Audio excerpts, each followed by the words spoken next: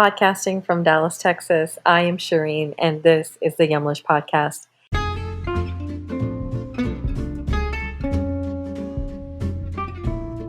Yumlish empowers people with chronic conditions like type 2 diabetes and heart disease to take charge of their health through diet.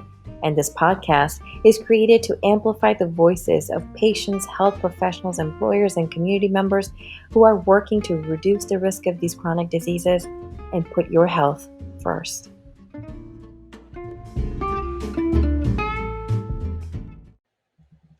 Registered dietitian Kelly Springer shares her inspiration to learn dietetics, the relationship between health and diet.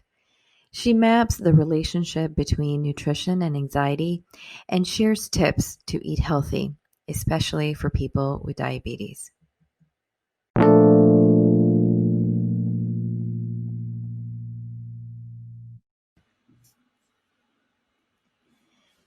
Today, we are joined by Kelly Springer. Kelly Springer's passion for nutrition started at a very young age and goes stronger every day. She has been fortunate to have worked in multiple areas of nutrition. She started her career at age 17 and has worked as a clinical, residential, bariatric, community, retail, and media dietitian. Welcome, Kelly. Thank you for having me. So Kelly, diving right in, I want to speak a little bit more about your background, what you do, how you got interested in it, and what sort of got you on this path to become a registered dietitian. Well, I was really fortunate. My dad is one of 12, which sounds crazy, but my dad's youngest sister is a dietitian. And I was her main babysitter. I was her nanny for multiple years and summers. And I saw that she could use her nutrition degree with her family. And also, she could kind of reinvent herself throughout the year. She had worked as a retail dietitian and diabetic dietitian. And I love the fact that she was able to do all different things out in the community and also at home. That's lovely. So Kelly, what is the relationship between how we eat and how we feel? Direct correlation, right? So I know you've always heard the term, you are what you eat, and you are what you feel. So we now know a lot more about research than we ever did. So I started in this field 20 years ago, which seems crazy, but we now know that our gut bacteria actually have a direct correlation to our brain, and they are responsible for 90% of the serotonin made. Now, that might seem very sciencey, so let's break it down. Serotonin is our happiness transmitter. So if you're not feeding the gut bacteria good, healthy foods like fiber-rich sources, you're not going to be that happy. So there's a direct correlation of what you eat and how you feel. Now, nutrition can get overwhelming because there's a lot to remember with the carbs and the impact the carbs has on your body, and then with all the different protein, so on and so forth. How can you break down all of that? How can we synthesize all this information in a way that's helpful for us? It is very confusing, and I'm going to put that out there. I'm sorry to the general population that it is very confusing. And even us as dietitians, we have to take all of the information that comes out and truly stick to research, what we know that research finds to be true. So working with registered dietitians will always give you the latest in research. So when breaking it down, and I do know there's a lot here, and that's why it can be confusing. So when we talk about, for instance, carbohydrates, you want to think about carbohydrates as fiber. I think the word carbs now has gotten a negative connotation, but it shouldn't. It's the number one source of energy. It's just choosing the right type of carbohydrate. So when we talk about fiber, that also is very confusing. We're talking about getting in foods that have whole grains, fruits, vegetables. The reason for that is this fiber-rich source. So I like to break it down and kind of talk about carbohydrates as in the way of what a carb is in a whole grain. So there's three parts actually when you're thinking about whole grain. There's a bran, a germ, and an endosperm. When you have white flour, like white bread or white pasta, you actually are removing the bran and the germ. And the reason why that's so important is because that's where the fiber is. So once I explain that to my patients and the consumers I'm working with, they understand that they're just left with basically pure sugar, which isn't giving them any fiber. So that's where I think when you understand and break it down of the nutrition and the education, it makes sense now of why my patients would look for the word whole or 100%. Makes Okay. sense. Makes sense. And so what are some examples of, so when we're going to shop for these type of carbs, how can we make smarter fiber rich choices? Usually the fiber rich foods are the ones that have one ingredient. So if you look at, for instance, the grain farro, if you turn over a box, it will say ingredients farro. So unlike your enriched white breads or pastas will have probably 15 to 20 ingredients. Also think about grains like quinoa, buckwheat, amaranth, even your whole wheat. They're not going to have a ton of ingredients. It's going to stick to very, very small ingredients or just one.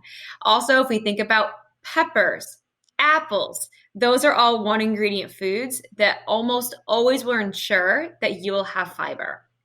You can also look it up because in the beginning, it's difficult to understand what foods have fiber. And you can use simple free systems like Calorie King or MyFitnessPal. But in the beginning, you might have to look up some foods because you may not realize that they have fiber or they don't. So it's definitely a learning experience. Now, this is a good time through COVID to understand some of those things and actually invest time into those things because we're eating a lot at home, we're buying groceries. So this is a good time to sort of shop for those types of items. So with that, with a change in routine, how does it really impact our health? Impacts it a lot. So I just went on a walk with my husband this morning and I said it's affecting my health. I had a routine where I'd take my teenage girls to school at, 7 o'clock and I would be at the gym and work out and come home and have my breakfast. And now I'm sleeping in and having a very leisurely breakfast and my weight has been affected. Usually I stay the same all the time. So even as a dietitian, this has been even a difficult time with me in the way of eating and keeping a routine. So we had this conversation this morning about making sure we're getting in those fiber rich foods, making sure we have protein and vegetables at meals and truly sticking to meal times. I think that has been the hardest thing in the world because there's food all around us in our pantries and our refrigerators. And we have full access. So by keeping those set meal times, it's going to keep us so we're not looking at snacking and eating just all the time. And then speaking of that, I think anxiety plays a huge role in this. We had a episode actually a couple of weeks ago about that topic with mental health. How does this play into eating habits, just the anxiety of it all? What's going to happen next, when we're going to be able to go back to pre-COVID, sort of time. What would that look like? When will it be here? Will we be able to interact? What would that social interaction look like? Employment. I mean, there's just so much uncertainty right now. How does anxiety correlate with eating habits and then health outcomes? So when we have that low-lying stress, right? Because a lot of us are in this weird, unknown low-lying stress, that can actually trigger different hormones like cortisol, adrenaline, which can store carbohydrates more readily. So because our bodies still feel like we're back in caveman days and it's flight or fight.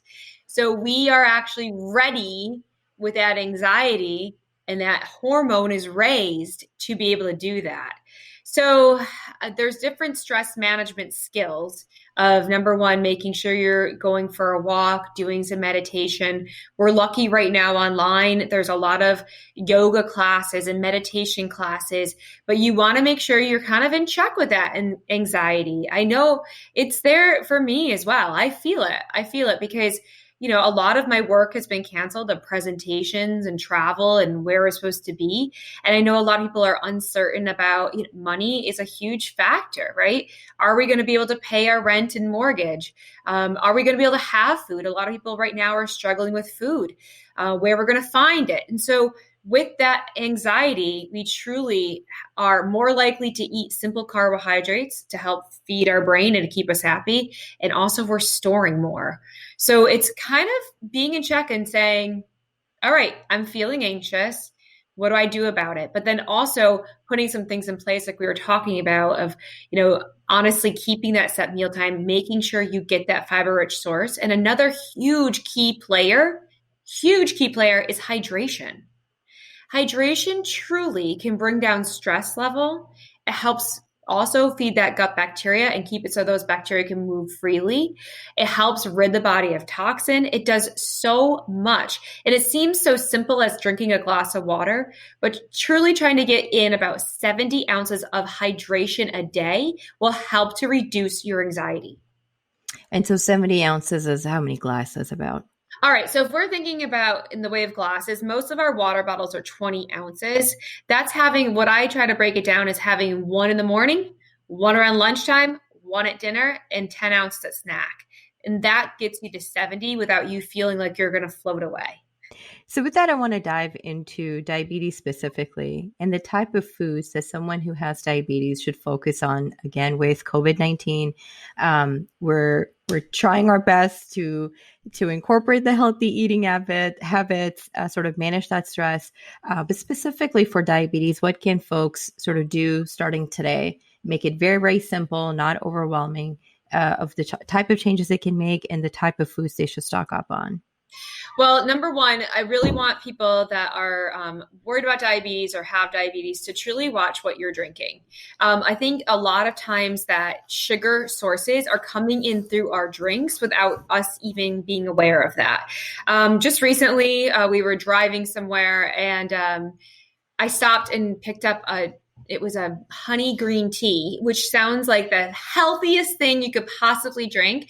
And it had about 60 grams of sugar in one drink.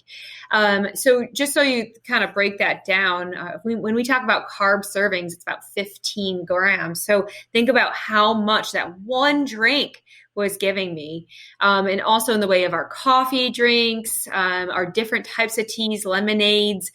We always knew soda, but looking at lemonade, it may even be higher than soda. So right away, I want you to turn over the bottle of what you're drinking and be very aware of how much sugar is coming in that way.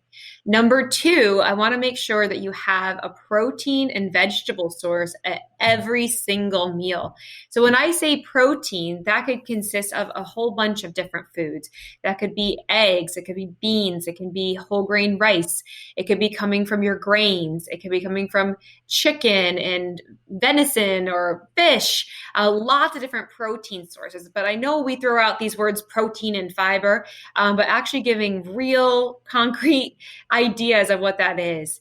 And vegetables. So I talk about vegetables and they always get lumped in with fruit. I want to separate those out and make sure that you understand that vegetables are a little bit lower in sugar and they're high in fiber. So making sure that half your plate comes from vegetables. Now that might seem overwhelming, but the way that we do it in our house is that we have a hot and a cold vegetable. So we have two different sides. So it doesn't just look like a whole half plate of broccoli. We actually mix it up. And frozen vegetables are so inexpensive and just as good as fresh. Okay. Go ahead. Makes sense. So with that, you just a little bit ago, you spoke about sugars. Why do sugars get such a bad rap? So the deal with sugar is simple sugar, the ones that are missing the bran and the germ, that just are pure sugar, simple carbohydrates, as we call them. Those actually go straight into your system. Insulin, which is a hormone, is triggered. It's supposed to get into the cells, but the kicker is the cells go, hey, we're full from the last time she ate. Let's go store it as fat because she might be going to hunt buffalo later and she needs those stores to go do that. So we just keep storing and storing and storing versus using it. The second negative is that your bad bacteria in your intestine, which we don't want to have, actually feed off of sugar sources, these simple carbohydrates. What happens is if they start to take over, it can cause a host of different health issues. Number one, metabolism can decrease. Also, immunity can decrease. And I think immunity at this time is a pretty important thing, right? The other thing is vitamin breakdown and also manufacturing of vitamins like B12 and K and B6, that can be diminished. So it seems so simple of saying, sugars aren't that great for us. No, they actually cause a whole host of issues in our body. So just making sure, definitely you can have, I had some, chocolate and caramel last night. It's not that we have to completely cut it out, but just making sure you're watching how many simple carbohydrates you're getting. And then what would be a good number? So when I am looking at a drink and, if I do turn to the nutrition label, what are the types of numbers I want to look for?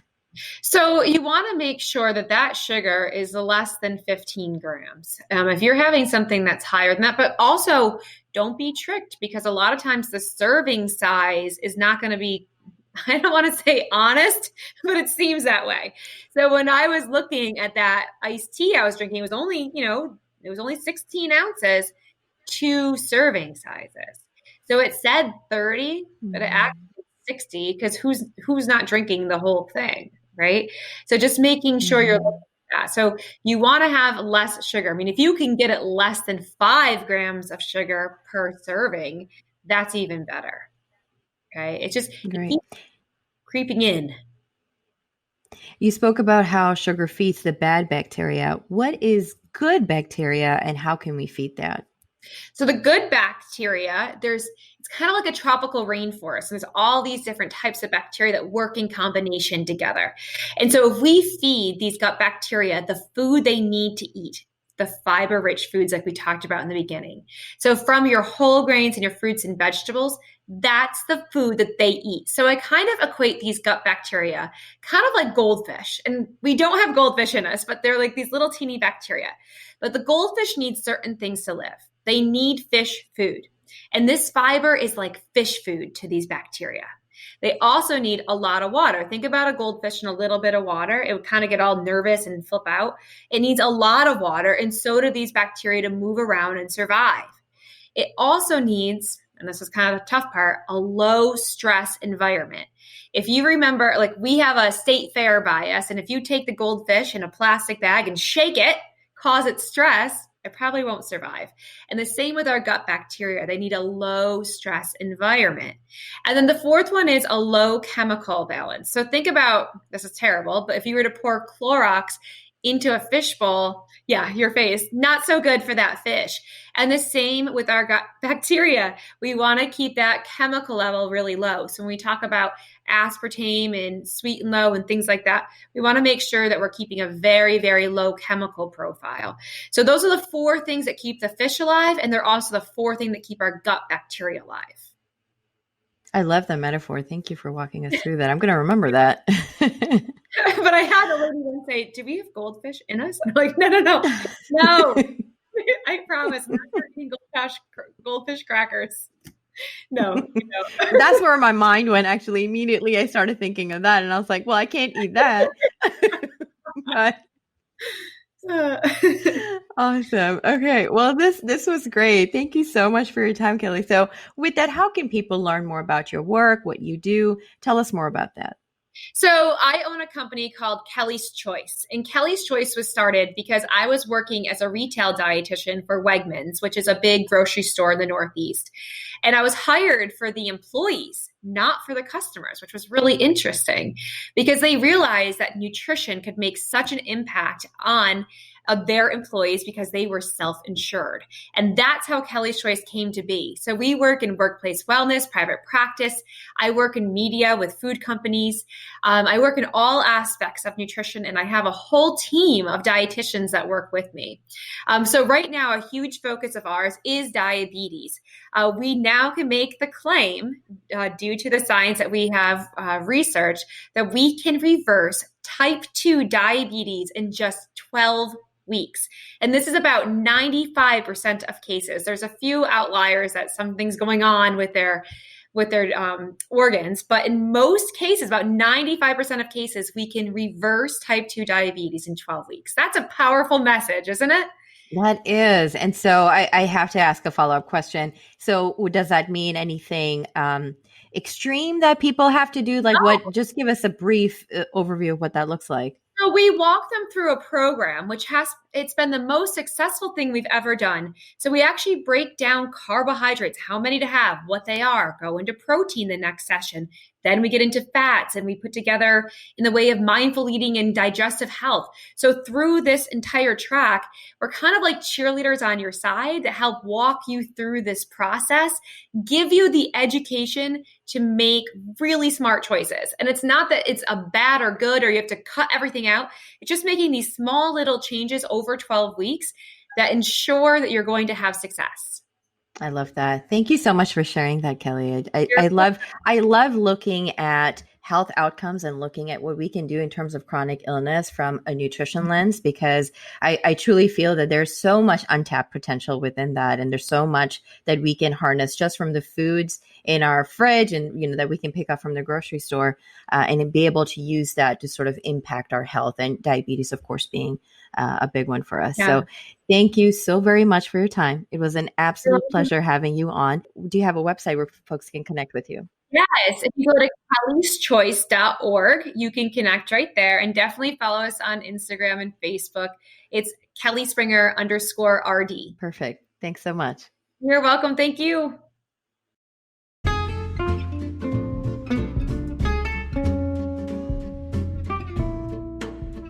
Thank you for listening to the Yumlish podcast with Shireen.